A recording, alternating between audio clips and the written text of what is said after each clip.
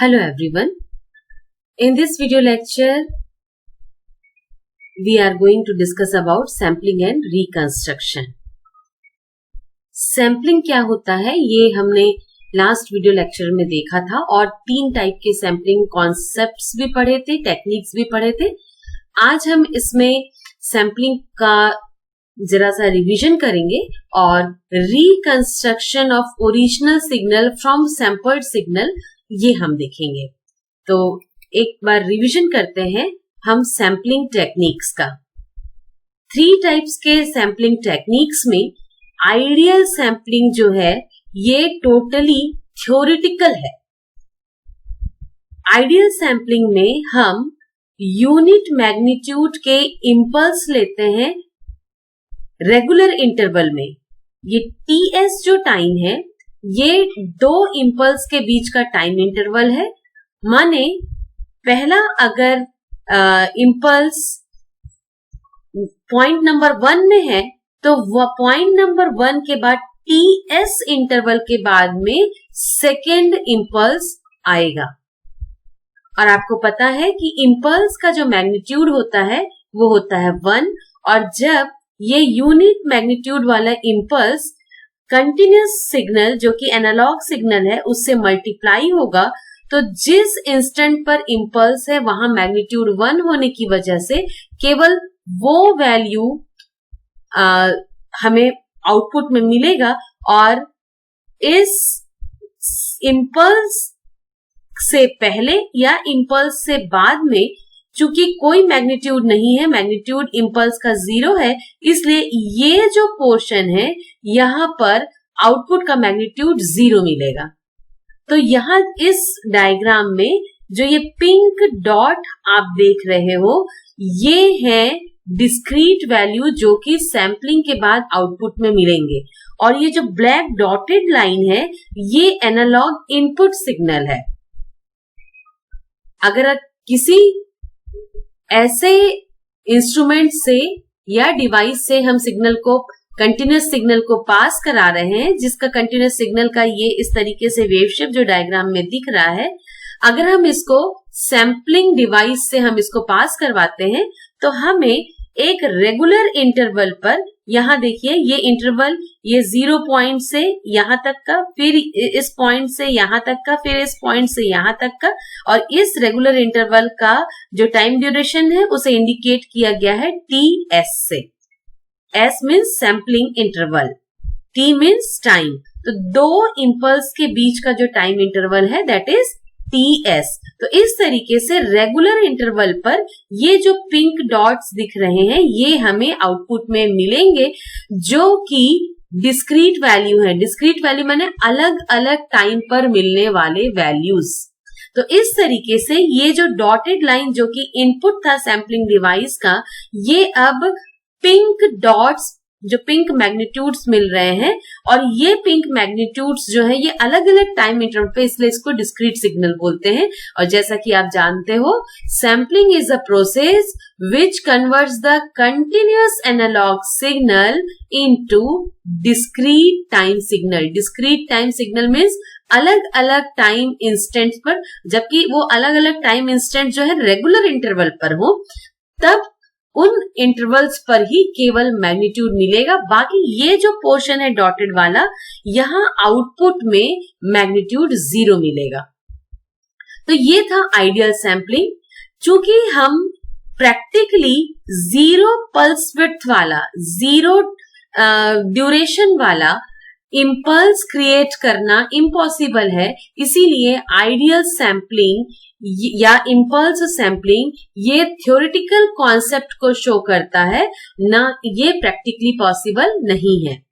लेकिन इसी theoretical concepts को थोड़ा सा आगे बढ़ाते हुए हम पहुंचते हैं नेचुरल सैम्पलिंग में, जिसमें पल्स का ड्यूरेशन टो मीन्स एक बहुत ही कम ड्यूरेशन वाला हम पल्स लेते हैं. ये जो टो है, ये टो जो है पल्स का ड्यूरेशन शो करता है. पल्स माने जिसका कोई टाइम ड्यूरेशन होता है. इस टाइम ड्यूरेशन के लिए इस पल्स का मैग्नीट्यूड है 1. अब जब इस पल्स को कंटिन्यूअस सिग्नल एनालॉग सिग्नल से मल्टीप्लाई करेंगे तो इस पल्स ड्यूरेशन टो सेकेंड्स या माइक्रो सेकेंड्स या मिली सेकेंड्स के लिए वो जो 1 मैग्नीट्यूड है वो कंटिन्यूअस सिग्नल के मैग्नीट्यूड से मल्टीप्लाई होता है, और चूंकि 1 से जिस किसी भी मैग्नीट्यूड को मल्टीप्लाई करेंगे वो मैग्नीट्यूड वैसा ही रहेगा, इसीलिए एनालॉग सिग्नल का जो शेप है वो इस टो ड्यूरेशन में शेप एज इट इज रहता है। स्टूडेंट्स कृपया ध्यान दें, फ्लैट टॉप सैम्पलिंग और नेचुरल सैम्पलिंग में यही एकमात्र डिफरेंस है कि नेचुरल सैम्पलिंग में जो मैग्नीट्यूड मिलता है सैम्पलिंग के बाद में पर्टिकुलर पल्स ड्यूरेशन टो के लिए, उस पर्टिकुलर ड्यूरेशन में एनालॉग सिग्नल अपने इनपुट को कॉपी करता है, जबकि दो सैंपल्स के बीच का जो ड्यूरेशन है उसमें चूंकि पल्स अवेलेबल नहीं है, इसीलिए यहाँ पर पल्स का मैग्नीट्यूड 0 है, इसलिए ये जो डॉटेड वैल्यूज हैं एनालॉग सिग्नल के, ये 0 मैग्नीट्यूड से मल्टीप्लाई होकर के 0 हो जाते हैं। तो हमें आउटपुट में जो मैग्नीट्यूड मिलेगा वो मैग्नीट्यूड केवल इन पर्टिकुलर इंस्टेंट्स पर यहाँ यहाँ ये यहाँ यहाँ यहाँ इस तरीके से आपको नेचुरल सैम्पलिंग में पर्टिकुलर टाइम ड्यूरेशन टो के लिए आपको एनालॉग सिग्नल का जो रेप्लिका है वो एज इट इज मिलेगा। दो पल्सेस के बीच का जो टाइम ड्यूरेशन है वो है ts, that is sampling time duration. जिस इंस्टेंट पर पल्स स्टार्ट हुआ हम वो टाइम ड्यूरेशन, हम जो इंटरवल है हम वहां से लेते हैं, तो इस इंस्टेंट पर पहला अगर पल्स स्टार्ट होता है और दूसरा पल्स यहां इस इंस्टेंट पर स्टार्ट होता है, तो इन दोनों के बीच का जो टाइम गैप है that is sampling interval ts। ये था नेचुरल सैम्पलिंग। नेचुरल सैम्पलिंग में चूंकि जो टॉप ऑफ द पल्स है उसका मैग्नीट्यूड वेरी कर रहा है according to the analog signal, और इस वेरिएशन ऑफ एनालॉग सिग्नल में नॉइज इंटरफेयर कर सकता है, इसीलिए इस नॉइज इंटरफेरेंस को रिड्यूस करने के लिए हम यूज करते हैं फ्लैट टॉप सैम्पलिंग। इसमें वही time duration to time duration का पल्स हम इस्तेमाल करते हैं, सैम्पलिंग इंटरवल भी वही है ts, केवल यहाँ एक स्पेसिफिक डिवाइस जिसको हम सैंपल एंड होल्ड सर्किट कहते हैं कि इलेक्ट्रॉनिक सर्किट यूज करते हैं। हम सर्किट को डिस्कस नहीं कर रहे, सर्किट का प्रोसेस क्या है, किस पर्पस के लिए यूज किया था उसको डिस्कस कर रहे हैं।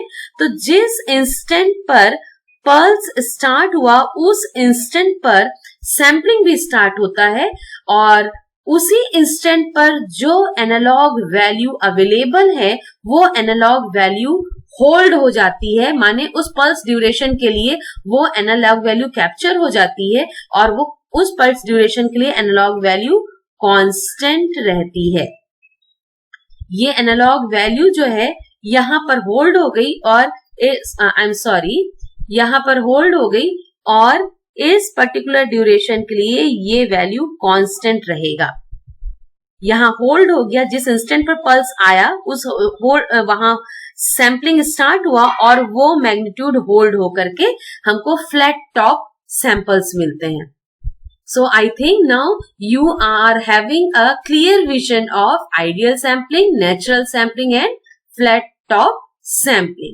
चलिए अब बढ़ते हैं इस सैम्पलिंग का प्रैक्टिकल एस्पेक्ट्स क्या है, जो कि ऑलरेडी आप पिछले क्लास में पिछले वीडियो लेक्चर में देख चुके हो। Now uniform sample interval for practical sampling process.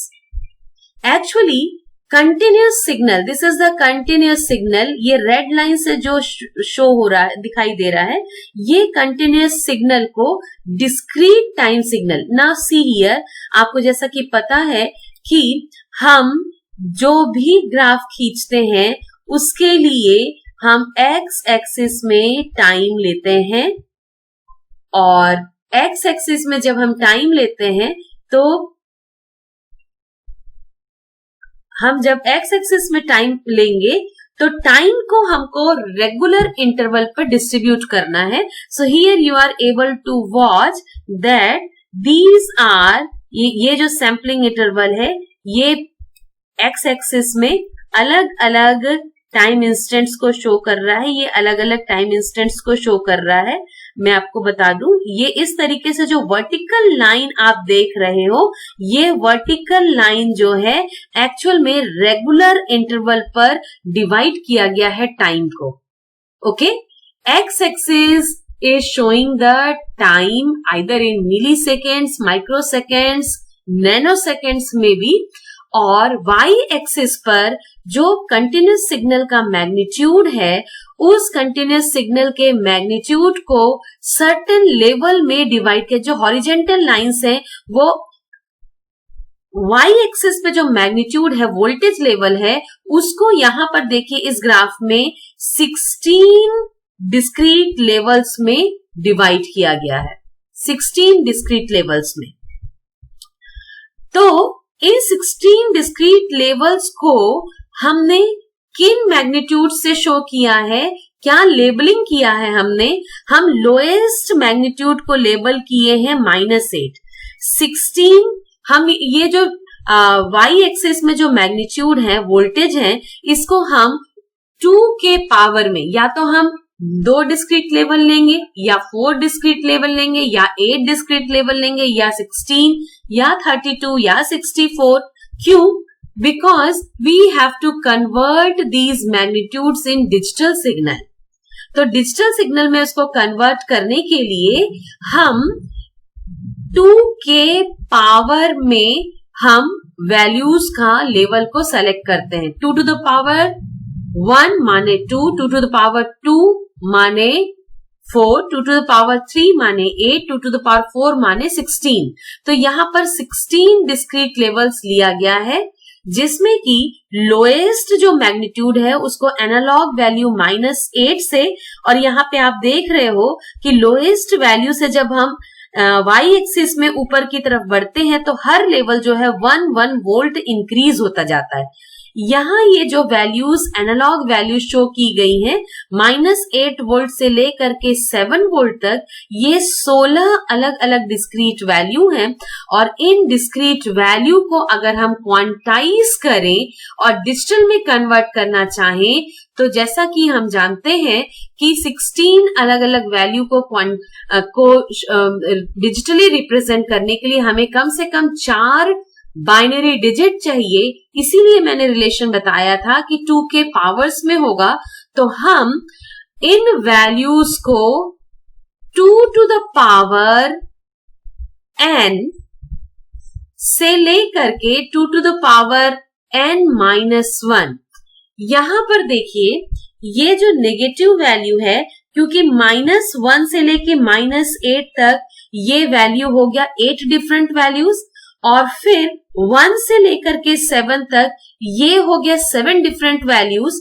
तो 8 + 7 15 + 0 इज 1 मोर लेवल, तो ये हो गया 16. तो अगर हम 16 डिस्क्रीट वैल्यूज को एनालॉग में प्रेजेंट करना चाहेंगे तो वो जो वैल्यू होगी वो होगा, अगर हम n = 4 ले रहे हैं तो 2 to the power n-1. 2 to the power n-1 माने 2 to the power 4-1, 4-1 माने 3. तो ये जो -2 to the power 3 that is -8. It's okay. तो इस तरीके से ये आप क्वांटाइजेशन डिजिटल इलेक्ट्रॉनिक्स में भी पढ़ेंगे. तो ये जो क्वांटाइजेशन है कि हमारे पास मिनिमम रेंज क्या है एनालॉग वैल्यू का और मैक्सिमम रेंज क्या है एनालॉग वैल्यू का, और हम उसको कितने लेवल्स में डिस्ट्रीब्यूट कर रहे हैं उसके हिसाब से हम ये how many discrete levels we need वो हम डिसाइड करते हैं, और उसके हिसाब से ये एनालॉग वैल्यूज को फिर हम डिजिटल में रिप्रेजेंट करते हैं. डिजिटल में नेगेटिव वैल्यू को रिप्रेजेंट करने के लिए साइन मैग्नीट्यूड रिप्रेजेंटेशन होता है, वंस कॉम्प्लीमेंट रिप्रेजेंटेशन होता है, टूज कॉम्प्लीमेंट रिप्रेजेंटेशन होता है। तो इस तरीके से नेगेटिव वैल्यूज को कॉम्प्लीमेंट्स में रिप्रेजेंट किया जा सकता है और पॉजिटिव वैल्यूज को डिजिट्स में रिप्रेजेंट किया जा सकता है। जैसा कि यहां पर मैक्सिमम वैल्यू 7 है, तो 7 का बाइनरी होता है 111। तो इस तरीके से हम एनालॉग वैल्यूज को बाइनरी में कन्वर्ट कर सकते हैं। 7 will be represented by at least 3 binary digits, that is 111। 6 can be represented by 110, 5 can be represented by 101। तो इस तरीके से यहाँ पे जितनी भी डिजिट्स हैं उनको 3 बाइनरी डिजिट्स में रिप्रेजेंट किया जा सकता है। चूंकि यहाँ पर नेगेटिव वैल्यूज भी हैं, तो नेगेटिव वैल्यूज के लिए जो मोस्ट सिग्निफिकेंट डिजिट होगा वो हमेशा 1 रहता है। तो यहाँ पर हम टोटल 4 बाइनरी डिजिट्स यूज करेंगे। पॉजिटिव वैल्यूज के लिए मोस्ट सिग्निफिकेंट डिजिट जो है 0 होगा, जबकि नेगेटिव वैल्यूज के लिए मोस्ट सिग्निफिकेंट वैल्यू जो है 1 होगा।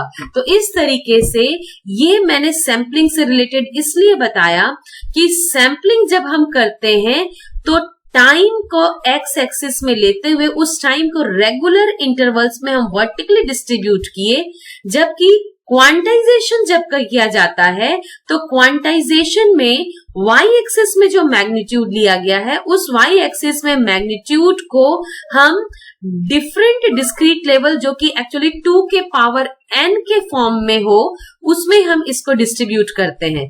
तो एक्स एक्सिस में जो हम टाइम को डिस्ट्रीब्यूट कर रहे हैं that is actually responsible for sampling. Y axis में जो हम मैग्नीट्यूड को डिस्ट्रीब्यूट कर रहे हैं इक्वल वोल्टेज गैप्स में, that is actually responsible for quantization. और ये जो डिफरेंट एनालॉग वैल्यूज जो कि लेफ्ट मोस्ट साइड में दिखाई दे रहे हैं, अगर हम इसको बाइनरी डिजिट्स में रिप्रेजेंट कर दे तो that is actually the process of encoding. और यही 3 प्रोसेस, सैम्पलिंग, क्वांटाइजेशन और एनकोडिंग, यही 3 जो प्रोसेस हैं ये एक्चुअली रेस्पॉन्सिबल हैं या 3 डिफरेंट स्टेप्स हैं for converting this analog signal और continuous signal into discrete signal, जो कि आपको अलग अलग टाइम इंस्टेंट्स पर ये ब्लू डॉट्स के जरिए डिस्क्रीट वैल्यू शो किया गया है। ये इस तरीके से डिस्क्रीट वैल्यू हमें अलग अलग टाइम इंटरवल्स पर मिलते हैं। So this is the uniform sample interval which shows the practical sampling process in this complete graph.